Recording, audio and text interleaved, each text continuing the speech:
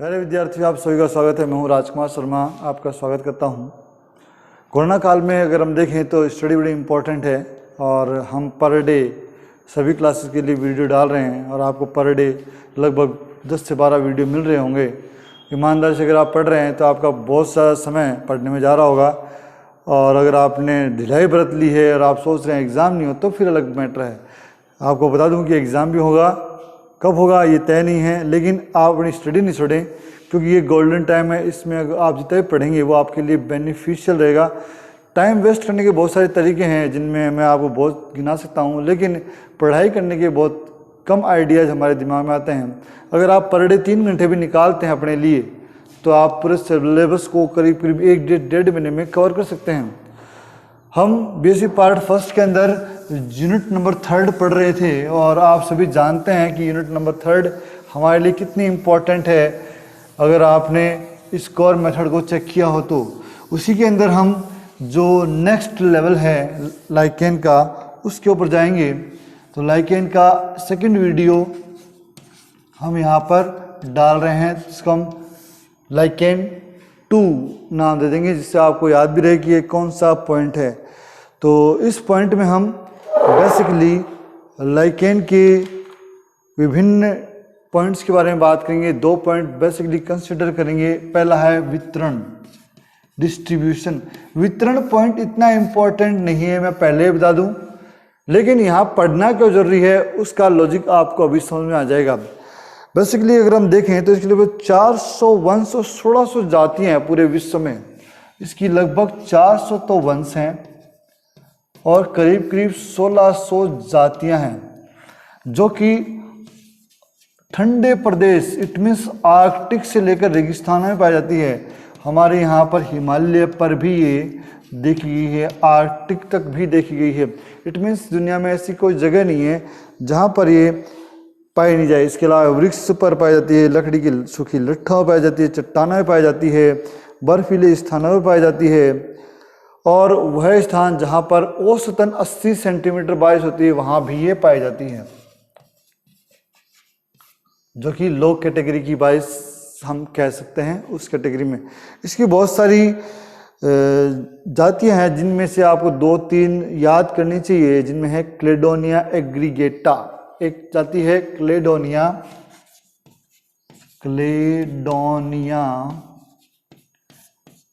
एग्रीगेटा। उसके बाद में है ग्रेफिस। ग्रेफिस की बहुत सारी जातियां भारत सहित विश्व के अनेक देशों में पाई जाती हैं। आप ग्रेफिस याद कर सकते हैं जो काफ़ी इम्पोर्टेंट है। इसके अलावा असनिया, जिसको हम बुड्ढे की दाढ़ी कहते हैं, वो भी पाई जाती है। असनिया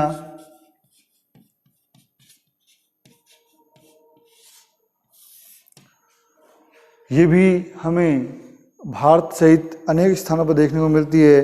फाइसिया एस्पेरा भी एक प्रमुख जाति है। फाइसिया एस्पेरा ये भी एक प्रमुख जाति के रूप में है। तो आपको 2-3 जातियों के नाम पक्का याद होने चाहिए। एग्जाम में कई बार जातियों के नाम पूछ लेते हैं, तो इस दृष्टि से ये पॉइंट इंपॉर्टेंट है, बाकी कोई इंपॉर्टेंस इसकी रहती नहीं है। अब हम बात करते हैं लाइकेन्स के अंदर जो कवक और सेवलांस है, उनकी जो कॉम्बिनेशन नेचर है उसके अंदर कौन कौन से ग्रुप शामिल हैं। तो ये इंपॉर्टेंट पॉइंट है। साहचर्य प्रकृति किस प्रकार की है या सिम्बायोटिक नेचर किस प्रकार की है, उसके बारे में हम बात करते हैं। साहचर्य प्रकृति, तो हम इसको एक टेबल से समझते हैं। इजी बनाने के लिए मैं टेबल का सहारा ले रहा हूँ, बाकी तो थ्योरी बता सकता हूँ। टेबल में हमें काफ़ी सहायता मिलेगी। इसमें 2 प्रमुख पार्ट हैं, बार बार हम रिवीजन कर रहे हैं। एक तो है शैवाल और दूसरा है कवक। नेचुरलाइज अगर हम बात करें तो सबसे इम्पोर्टेंट जो पार्ट है वो वैसे कवक को ही माना जाता है, लेकिन कवक अकेली कुछ कर नहीं सकती है। इसमें हमें शैवालों का साथ लेना पड़ेगा। शैवालों के अंदर 2 विशेष ग्रुप हैं जिनमें है क्लोरोफाइसी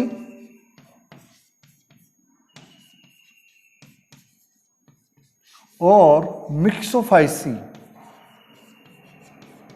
मिक्सोफाइसी हरी शैवाल है और मिक्सोफाइसी है। ये दो प्रमुख रूप से इसके अंदर पाए जाते हैं, मोस्ट इम्पॉर्टेंट है। जबकि कवक घटकों के अंदर अगर हम देखें जो कि मोस्ट इम्पॉर्टेंट है, एक तो है एस्कोमाइसिटीज, बेसिडियोमाइसिटीज पहले लिखते हैं। एक तो है बेसिडियोमाइसिटीज और दूसरा है एस्कोमाइसिटीज। एस्कोमाइसिटीज ये दो प्रमुख ग्रुप कवकों के यहाँ पर पाए जाते हैं।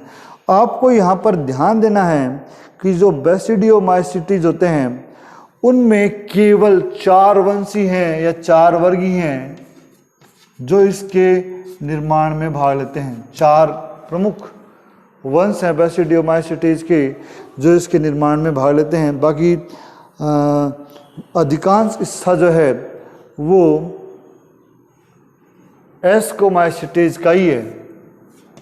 इट मीन्स सभी प्रकार की जो लाइकेन बनती है उसमें बेसिडियोमाइसिटीज मात्र नाम मात्र का है, एस्कोमाइसिटीज वहाँ पर प्रमुख रोल निभाती हैं। इसी प्रकार से अगर हम इनमें देखें तो ये 75% हिस्सा इसका है, 75% हिस्सा इसका है, मात्र 25% हिस्सा इसका है। तो हमारे लिए टेक्निकली क्लोरोफाइसी बहुत इम्पॉर्टेंट है और एस्कोमाइसिटीज बहुत इम्पॉर्टेंट है। ये दो हमें अलग से याद कर लेनी चाहिए, अगर वो दोनों याद ना भी आए तो दोनों ही स्वरूप जो हैं वो विशेष परिस्थितियों जिनमें ताप की अधिकता हो, शुष्क हो, वहाँ पर ये जो समूह है वो तो फोटोसिंथेसिस करेगा, भोजन का निर्माण करेगा, भोजन का निर्माण कर इन दोनों समूहों को देगा और ये दोनों समूह जो हैं वो खनिज लवण और मॉइस्चर इट मीन्स जल लेकर इसको अवेलेबल कराएंगे। तो आपस में ये साहचर्यात्मक रूप से रिलेटेड हैं और एक दूसरे की सहायता करते हैं। फ्रिक नामक साइंटिस्ट ने बताया कि पूरे कवक का जो पूरा भाग है वो पूर्ण या आंशिक रूप से शैवालों पर ही निर्भर है। देखो इस कॉम्बिनेशन में क्या है खास बात है, आप नोटिस कर रहे हो तो शैवाल बेसिकली भोजन जल के लिए डिपेंडेंट है, लेकिन कवक मेनली फूड के लिए डिपेंडेंट है। आप देख पा रहे हैं।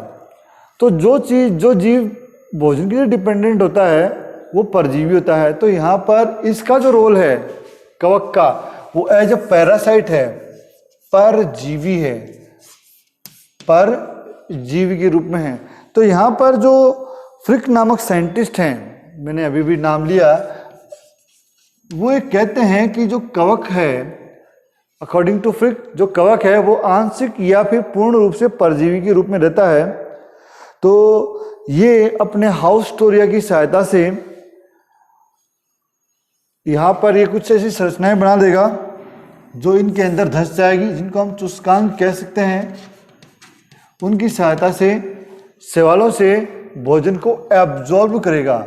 तो चुस्कांगों की सहायता से शैवालों से अटैच होते हैं और वहाँ पर ये अपना भोजन प्राप्त कर सकते हैं।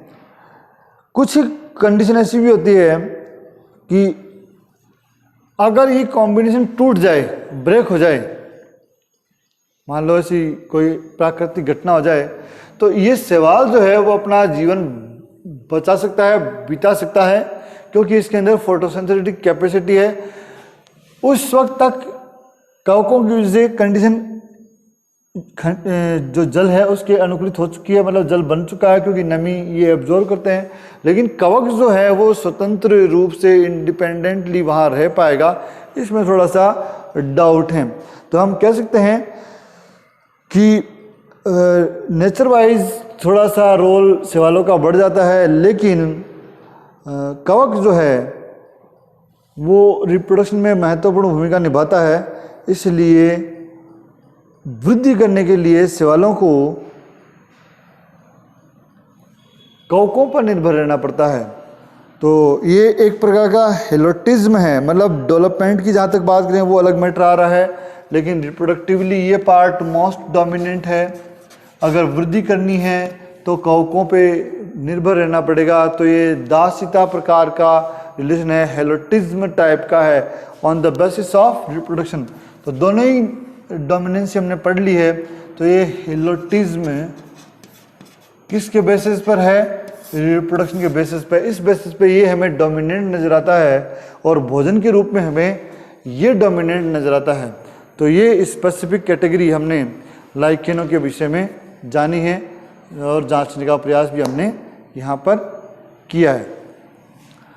थोड़ा सा हम इसके बारे में आगे देखेंगे। तब तक के लिए आप इसी वीडियो को देखें। नेक्स्ट वीडियो हम थोड़ी देर में या नेक्स्ट डे अपलोड कर देंगे। इन दोनों वीडियोस के आप नोट्स बना लीजिए और कोई भी समस्या हैं तो आप पूछ सकते हैं। आज के लिए इतना ही। धन्यवाद। Thank you so much. प्यारे विद्यार्थियों, आप सभी का स्वागत है। मैं हूँ राजकुमार शर्मा, आपका स्वागत करता हूँ। कोरोना काल में अगर हम देखें तो स्टडी बड़ी इम्पोर्टेंट है और हम पर डे सभी क्लासेस के लिए वीडियो डाल रहे हैं और आपको पर डे लगभग 10 से 12 वीडियो मिल रहे होंगे। ईमानदारी से अगर आप पढ़ रहे हैं तो आपका बहुत सारा समय पढ़ने में जा रहा होगा, और अगर आपने ढिलाई बरत ली है और आप सोच रहे हैं एग्ज़ाम नहीं हो तो फिर अलग मैटर है। आपको बता दूं कि एग्ज़ाम भी होगा, कब होगा ये तय नहीं है, लेकिन आप अपनी स्टडी नहीं छोड़ें क्योंकि ये गोल्डन टाइम है। इसमें अगर आप जितना भी पढ़ेंगे वो आपके लिए बेनिफिशियल रहेगा। टाइम वेस्ट करने के बहुत सारे तरीके हैं जिनमें मैं आपको बहुत गिना सकता हूँ, लेकिन पढ़ाई करने के बहुत कम आइडियाज़ हमारे दिमाग में आते हैं। अगर आप पर डे 3 घंटे भी निकालते हैं अपने लिए तो आप पूरे सिलेबस को करीब करीब 1-1.5 महीने में कवर कर सकते हैं। हम बीएससी पार्ट फर्स्ट के अंदर यूनिट नंबर 3 पढ़ रहे थे और आप सभी जानते हैं कि यूनिट नंबर 3 हमारे लिए कितनी इम्पोर्टेंट है। अगर आपने स्कोर मेथड को चेक किया हो तो उसी के अंदर हम जो नेक्स्ट लेवल है लाइकेन का उसके ऊपर जाएंगे। तो लाइकेन का सेकंड वीडियो हम यहाँ पर डाल रहे हैं, जिसको हम लाइकेन 2 नाम दे देंगे, जिससे आपको याद भी रहे कि ये कौन सा पॉइंट है। तो इस पॉइंट में हम बेसिकली लाइकेन के विभिन्न पॉइंट्स के बारे में बात करेंगे। 2 पॉइंट बेसिकली कंसिडर करेंगे। पहला है वितरण, डिस्ट्रीब्यूशन। वितरण पॉइंट इतना इम्पोर्टेंट नहीं है, मैं पहले बता दूं, लेकिन यहाँ पढ़ना क्यों जरूरी है उसका लॉजिक आपको अभी समझ में आ जाएगा। बेसिकली अगर हम देखें तो इसके लिए 400 वंश और 1600 जातियाँ हैं पूरे विश्व में। इसकी लगभग 400 तो वंश हैं और करीब करीब 1600 जातियाँ हैं, जो कि ठंडे प्रदेश, इट मीन्स आर्कटिक से लेकर रेगिस्तानों में पाई जाती है। हमारे यहाँ पर हिमालय पर भी ये देखी गई है, आर्कटिक तक भी देखी गई है। इट मीन्स दुनिया में ऐसी कोई जगह नहीं है जहाँ पर ये पाई नहीं जाए। इसके अलावा वृक्ष पर पाई जाती है, लकड़ी की सूखी लट्ठों पाई जाती है, चट्टानों में पाई जाती है, बर्फीले स्थानों में पाई जाती है, और वह स्थान जहाँ पर औसतन 80 सेंटीमीटर बारिश होती है वहाँ भी ये पाई जाती है, जो कि लो कैटेगरी की बारिश हम कह सकते हैं उस कैटेगरी में। इसकी बहुत सारी जातियां हैं जिनमें से आपको 2-3 याद करनी चाहिए, जिनमें है क्लेडोनिया एग्रीगेटा, एक जाति है क्लेडोनिया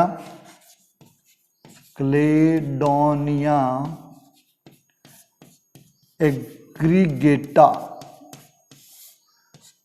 उसके बाद में है ग्रेफिस। ग्रेफिस की बहुत सारी जातियां भारत सहित विश्व के अनेक देशों में पाई जाती हैं।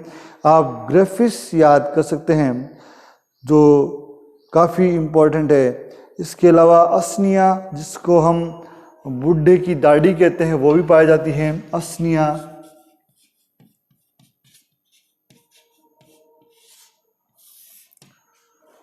ये भी हमें भारत सहित अनेक स्थानों पर देखने को मिलती है। फाइसिया एस्पेरा भी एक प्रमुख जाति है। फाइसिया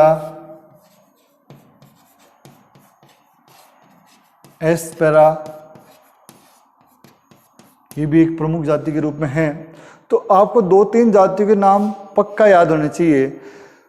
एग्जाम में कई बार जातियों के नाम पूछ लेते हैं, तो इस दृष्टि से ये पॉइंट इंपॉर्टेंट है, बाकी कोई इंपॉर्टेंस इसकी रहती नहीं है। अब हम बात करते हैं लाइकेंस के अंदर जो कवक और सेवलांस है उनकी जो कॉम्बिनेशन नेचर है उसके अंदर कौन कौन से ग्रुप शामिल हैं। तो ये इंपॉर्टेंट पॉइंट है। साहचर्य प्रकृति किस प्रकार की है या सिम्बायोटिक नेचर किस प्रकार की है उसके बारे में हम बात करते हैं। साहचर्य प्रकृति, तो हम इसको एक टेबल से समझते हैं। इजी बनाने के लिए मैं टेबल का सहारा ले रहा हूँ, बाकी तो थ्योरी बता सकता हूँ। टेबल में हमें काफ़ी सहायता मिलेगी। इसमें दो प्रमुख पार्ट हैं, बार बार हम रिवीजन कर रहे हैं। एक तो है शैवाल और दूसरा है कवक।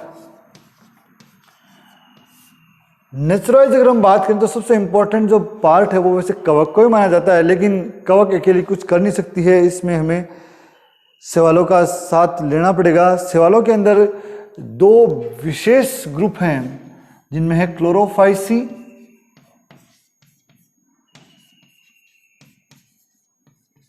और मिक्सोफाइसी।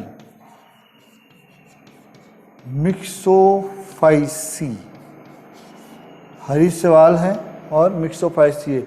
ये दो प्रमुख रूप से इसके अंदर पाए जाते हैं, मोस्ट इंपॉर्टेंट है। जबकि कवक घटकों के अंदर अगर हम देखें जो कि मोस्ट इंपॉर्टेंट है, एक तो है एस्कोमाइसिटीज, बेसिडियोमाइसिटीज पहले लिखते हैं। एक तो है बेसिडियोमाइसिटीज और दूसरा है एस्कोमाइसिटीज। एस्कोमाइसिटीज ये दो प्रमुख ग्रुप कवकों के यहाँ पर पाए जाते हैं। आपको यहाँ पर ध्यान देना है कि जो बेसिडियोमाइसिटीज होते हैं उनमें केवल 4 वंशी हैं या 4 वर्गी हैं जो इसके निर्माण में भाग लेते हैं। 4 प्रमुख वंश हैं बेसिडियोमाइसिटीज के जो इसके निर्माण में भाग लेते हैं। बाकी अधिकांश हिस्सा जो है वो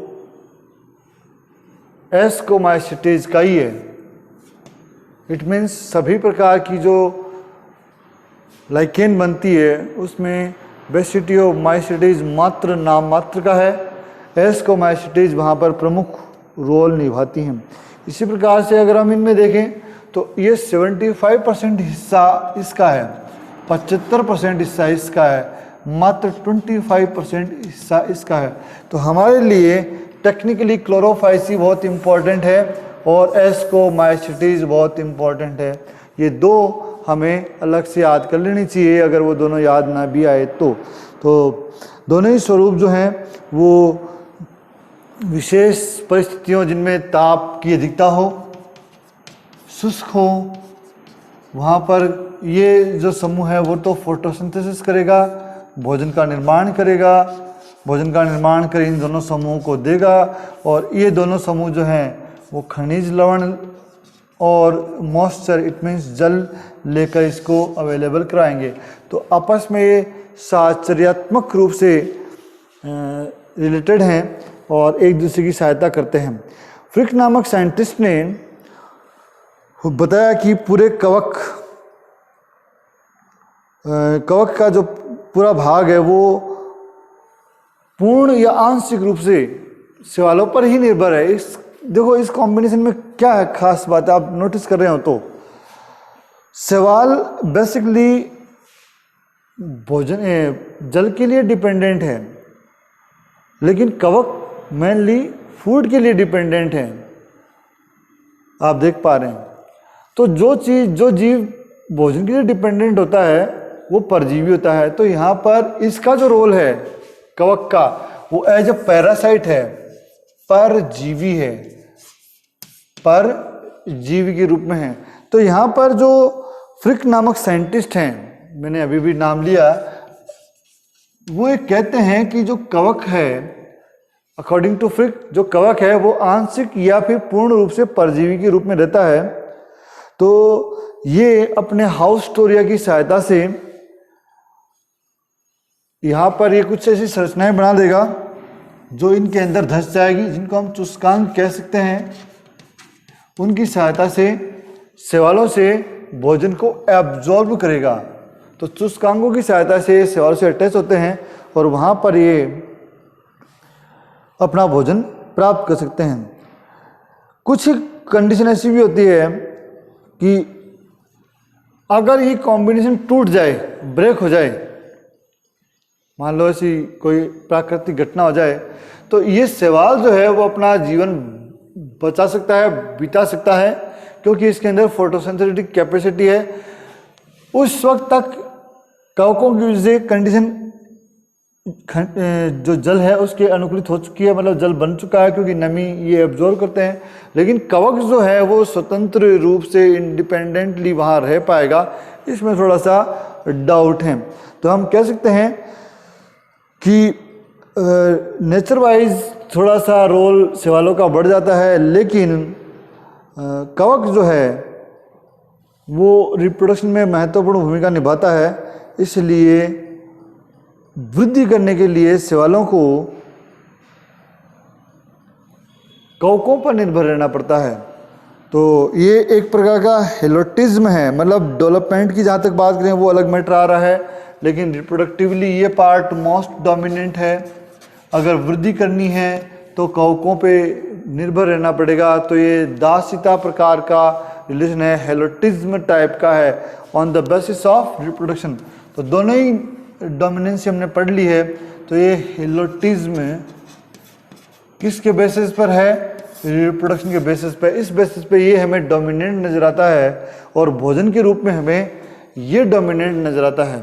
तो ये स्पेसिफिक कैटेगरी हमने लाइकेनों के विषय में जानी है और जांचने का प्रयास भी हमने यहाँ पर किया है।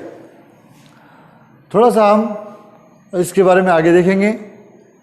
तब तक के लिए आप इसी वीडियो को देखें। नेक्स्ट वीडियो हम थोड़ी देर में या नेक्स्ट डे अपलोड कर देंगे। इन दोनों वीडियोस के आप नोट्स बना लीजिए और कोई भी समस्या हैं तो आप पूछ सकते हैं। आज के लिए इतना ही। धन्यवाद। Thank you so much.